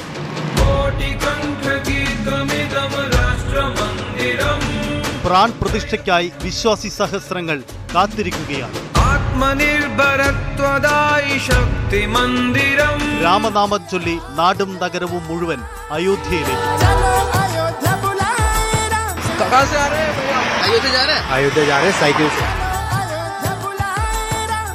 രാമഭജനുകളാൽ മുഖരിതമായ അയോധ്യാപുരിയിൽ നിന്ന് രഞ്ജിത്ത് രാമചന്ദ്രന്റെ റിപ്പോർട്ടുകളും പ്രശാന്ത് മംഗലശ്ശേരിയുടെ ദൃശ്യങ്ങളും. അയോധ്യ മുഴുവൻ ഭക്തിസാന്ദ്രമാണ്. അയോധ്യ പ്രാൺ പ്രതിഷ്ഠ കവറേജ് സമഗ്രമായി ന്യൂസ് 18-ൽ മാത്രം. ന്യൂസ് 18 കേരളം, മലയാളത്തിന്റെ ദേശീയ ചാനൽ.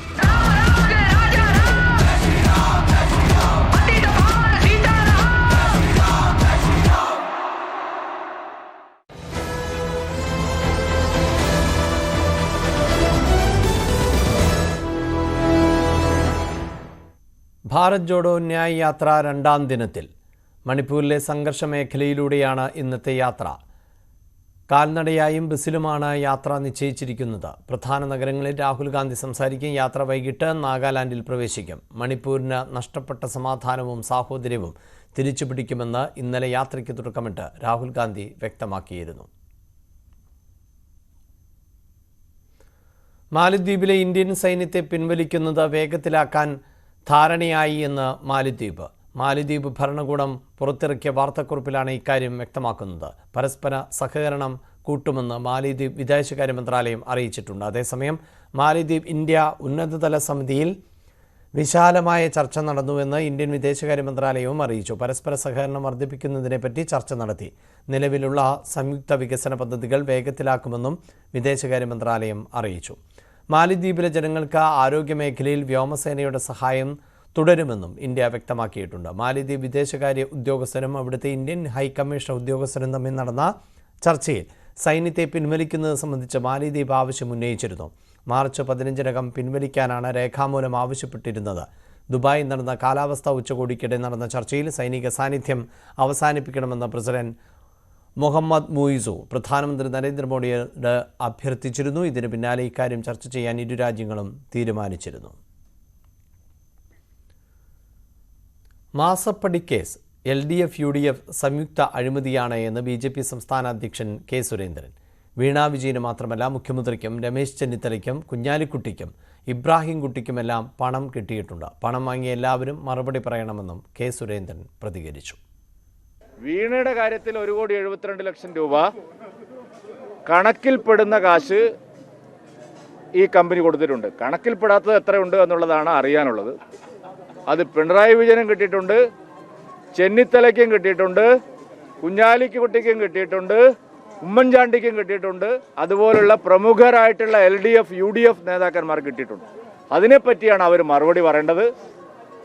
LDF-ന്റെ നേതാക്കന്മാരെ പ്രതിക്കൂട്ടിലാക്കാൻ, മുഖ്യമന്ത്രിയെ അടക്കം പ്രതിക്കൂട്ടിലാക്കാൻ കഴിയുന്ന ഈ കേസിൽ നിയമസഭയിൽ VD സതീശനാണ് ഒത്തുകളിച്ചത്. VD സതീശൻ ഈ കേസ് ഒരു ചർച്ച പോലും ആവരുതെന്ന് വിചാരിച്ചു. എന്താ കാരണം? UDF-ന്റെ ഉന്നത നേതാക്കന്മാർ ഇതിൽ പണം വാങ്ങിയിട്ടുണ്ട്. അപ്പോൾ LDF-ഉം UDF-ഉം ചേർന്ന് നടത്തിയ ഒരു അഴിമതിയാണിത്. അതുകൊണ്ട് അത് അന്വേഷിച്ച് സത്യം പുറത്തു വരണമെങ്കിൽ കേന്ദ്ര ഗവൺമെന്റ് തന്നെ അന്വേഷിക്കണം. അതാണ് ഇപ്പോൾ സത്യം. കെ-ഫോൺ പദ്ധതിയിൽ CBI അന്വേഷണം ആവശ്യപ്പെട്ട് പ്രതിപക്ഷ നേതാവ് VD സതീശൻ നൽകിയ ഹർജി ഹൈക്കോടതി ഇന്ന് പരിഗണിക്കും. ചീഫ് ജസ്റ്റിസ് AJ ദേശായി അധ്യക്ഷനായ ഡിവിഷൻ ബെഞ്ചാണ് ഹർജി പരിഗണിക്കുക. പദ്ധതിയിൽ അഴിമതിയുണ്ട് എന്ന് ചൂണ്ടിക്കാട്ടിയാണ് ഹർജി. വ്യാപകമായ അഴിമതി നടന്നിട്ടുണ്ട്. കരാറുകളിൽ അടക്കം വലിയ അഴിമതിയുണ്ട്. ശാസ്ത്രീയമായി എങ്ങനെ അഴിമതി നടത്താമെന്നതിൻ്റെ ഏറ്റവും വലിയ ഉദാഹരണമാണ് കെ-ഫോൺ എന്നും പ്രതിപക്ഷ നേതാവ് ഹർജിയിൽ ചൂണ്ടിക്കാട്ടുന്നു. AI ക്യാമറ പദ്ധതിയിൽ അഴിമതിയുണ്ട് എന്ന് ചൂണ്ടിക്കാട്ടി VD സതീശനും രമേശ് ചെന്നിത്തലയും നേരത്തെ ഹൈക്കോടതിയെ സമീപിച്ചിരുന്നു. ഇതിന് പിന്നാലെയാണ് ഇപ്പോൾ പുതിയ നീക്കം. പെൻഷൻ മുടങ്ങിയത് ചോദ്യം ചെയ്ത് ഇടുക്കി സ്വദേശി മറിയക്കുട്ടി നൽകിയ ഹർജി ഹൈക്കോടതി ഇന്ന് വീണ്ടും പരിഗണിക്കും. 5 മാസത്തെ പെൻഷൻ മുടങ്ങിയെന്നാണ് മറിയക്കുട്ടിയുടെ ഹർജിയിലെ ആക്ഷേപം. ഹർജിയിൽ ഹൈക്കോടതി സർക്കാരിൻ്റെയും അടിമാലി ഗ്രാമപഞ്ചായത്തിൻ്റെയും വിശദീകരണം തേടിയിട്ടുണ്ട്. പെൻഷനു വേണ്ടി കേന്ദ്ര സർക്കാർ വിഹിതം നൽകിയിട്ടുണ്ട്. സാമൂഹ്യക്ഷേമ പെൻഷൻ നൽകാനായി കേരളം മധ്യസ്ഥ പിരിക്കുന്നുണ്ട്. ഇതുവരെ പിരിച്ച തുക പെൻഷൻ നൽകാൻ മതിയായതായാണ്. പെൻഷൻ കുടിശ്ശിക ഉടൻ കിട്ടണം. ഭാവിയിൽ പെൻഷൻ കുടിശ്ശിക വരുത്തരുത് എന്നുമാണ് മറിയക്കുട്ടിയുടെ ഹർജിയിലെ ആവശ്യം. CMRL എക്സാലോജിക്സ് ഇടപാട് സീരിയസ് ഫ്രോഡ് ഇൻവെസ്റ്റിഗേഷൻ ഓഫീസ് അന്വേഷിക്കണമെന്നാവശ്യപ്പെട്ടുള്ള ഹർജി ഹൈക്കോടതി ഇന്ന് പരിഗണിക്കും. ഹർജിയിൽ നിലപാട് അറിയിക്കാൻ കേന്ദ്ര ഏജൻസി സമയം തേടിയ സാഹചര്യത്തിലാണ് ഹർജി ഇന്ന് വീണ്ടും പരിഗണിക്കുന്നത്. അഭിഭാഷകനായ ഷോൺ ജോർജ് നൽകിയ ഹർജിയാണ് കോടതി പരിഗണിക്കുന്നത്. ഇതേ വിഷയത്തിൽ വിജിലൻസ് അന്വേഷണം ആവശ്യപ്പെട്ടുള്ള മറ്റൊരു ഹർജി ഹൈക്കോടതിയുടെ പരിഗണനയിൽ ഉണ്ട്. കാലപ്പഴക്കം കൊണ്ട് ശോചനീയാവസ്ഥയിലായ എറണാകുളം KSRTC ബസ് സ്റ്റാൻഡിന് ശാപമോക്ഷമാകുന്നു. വൈറ്റില മൊബിലിറ്റി ഹബിന്റെ മാതൃകയിലാണ് നവീകരണം. 12 കോടി രൂപയുടെ നവീകരണ പ്രവർത്തനങ്ങൾക്ക് അടുത്ത മാസം തുടക്കമാകും. മഴക്കാലമായാൽ എറണാകുളം KSRTC ബസ് സ്റ്റാൻഡിന്റെ അവസ്ഥ നരകതുല്യമാണ്. യാത്രക്കാരുടെയും ജീവനക്കാരുടെയും ദുരിത ജീവിതം വാർത്തകളിൽ നിറയുമ്പോഴും പ്രഖ്യാപനങ്ങൾ മാത്രമായിരുന്നു ഇതുവരെ ഉണ്ടായിരുന്നത്. മന്ത്രി P. രാജീവിന്റെ അധ്യക്ഷതയിൽ ചേർന്ന ജനപ്രതിനിധികളുടെ യോഗമാണ് പുതിയ തീരുമാനങ്ങളിലേക്ക് എത്തിയത്. എറണാകുളം KSRTC ബസ് സ്റ്റാൻഡിന്റെ നിർദ്ദിഷ്ട സ്ഥലം വൈറ്റില മൊബിലിറ്റി ഹബ് സൊസൈറ്റിക്ക് ഉടമസ്ഥാവകാശമില്ലാതെ കൈവശാവകാശത്തോടെ നൽകും. മണ്ണ് പരിശോധന ഉൾപ്പെടെയുള്ള നടപടിക്രമങ്ങൾ പൂർത്തീകരിച്ച് 20 ദിവസത്തിനുള്ളിൽ DPR തയ്യാറാക്കും. 29-ന് തിരുവനന്തപുരത്ത് വെച്ച് സ്മാർട്ട് സിറ്റിയും അതുപോലെ KSRTC മൊബിലിറ്റി ഹബ്ബ് ഇവരുടെ ഉദ്യോഗസ്ഥരും ബന്ധപ്പെട്ട വകുപ്പ് മന്ത്രിമാരും ജനപ്രതിനിധികളും എല്ലാവരും ചേർന്ന് MOU ഒപ്പുവയ്ക്കാമെന്നാണ് കണക്കാക്കുന്നത്. അതോടൊപ്പം തന്നെ ഫെബ്രുവരി ആദ്യ വാരത്തിൽ തന്നെ നിർമ്മാണ പ്രവർത്തനങ്ങൾ ആരംഭിക്കാൻ കഴിയണമെന്നാണ് കണ്ടിട്ടുള്ളത്. സ്മാർട്ട് സിറ്റിയുടെ പദ്ധതി കൂടി ആയതുകൊണ്ട് സമയബന്ധിതമായി അത് പൂർത്തീകരിക്കുന്നതിനുള്ള ഒരു സംവിധാനവും ഇതോടൊപ്പം തന്നെ ക്രമീകരിക്കുന്നുണ്ട്. KSRTC ബസ്സുകൾക്കും സ്വകാര്യ ബസ്സുകൾക്കും കയറാൻ കഴിയുന്ന മൊബിലിറ്റി ഹബിന്റെ അതേ മാതൃകയിലുള്ള കെട്ടിടം നിർമ്മിക്കുന്നതിനാണ് പദ്ധതി തയ്യാറാക്കിയിട്ടുള്ളത്. സംസ്ഥാന കൺസ്ട്രക്ഷൻ കോർപ്പറേഷനാണ് നിർമ്മാണ ചുമതല. ന്യൂസ് 18 കൊച്ചി. അഫ്ഗാനിസ്ഥാനെതിരെ 2020 പരമ്പര ഇന്ത്യയ്ക്ക്. രണ്ടാം 2020-ൽ 6 വിക്കറ്റിന് വിജയിച്ചതോടെയാണ് ഇന്ത്യ പരമ്പര സ്വന്തമാക്കിയത്. ഓപ്പണർ യശസ്വി ജയ്സ്വാളിന്റെയും ശിവൻ ദുബൈയുടെയും തകർപ്പൻ ബാറ്റിംഗ് ആണ് ഇന്ത്യൻ ജയം അനായാസമാക്കിയത്. ആദ്യ മത്സരത്തിൽ പുറത്തിരുന്ന ശേഷം മടങ്ങിയെത്തിയ ജയ്സ്വാൾ 34 പന്തിൽ നിന്ന് 5 ഫോറും 6 സിക്സും അടക്കം 68 റൺസ് എടുത്തു. തുടർച്ചയായ രണ്ടാം മത്സരത്തിലും അർദ്ധ സെഞ്ചുറി നേടിയ ദുബായ് 32 പന്തിൽ നിന്ന് 5 ഫോറും 4 സിക്സും അടക്കം 63 റൺസോടെ പുറത്താകാതെ നിന്നു. മൂന്നാം വിക്കറ്റിൽ ഇരുവരും കൂട്ടിച്ചേർത്ത 92 റൺസാണ് ഇന്ത്യൻ വിജയത്തിൽ നിർണായകമായത്.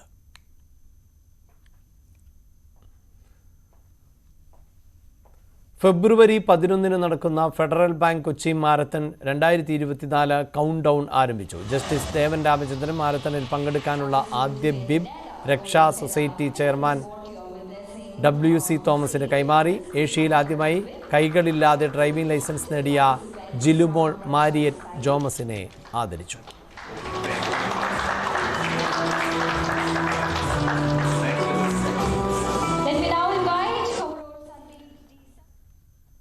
ന്യൂസ് റൂം ലൈവ് പൂർണ്ണമാവുകയാണ്. ഇടവേളയ്ക്ക് ശേഷം രഞ്ജിനി ചേരും. നമസ്കാരം.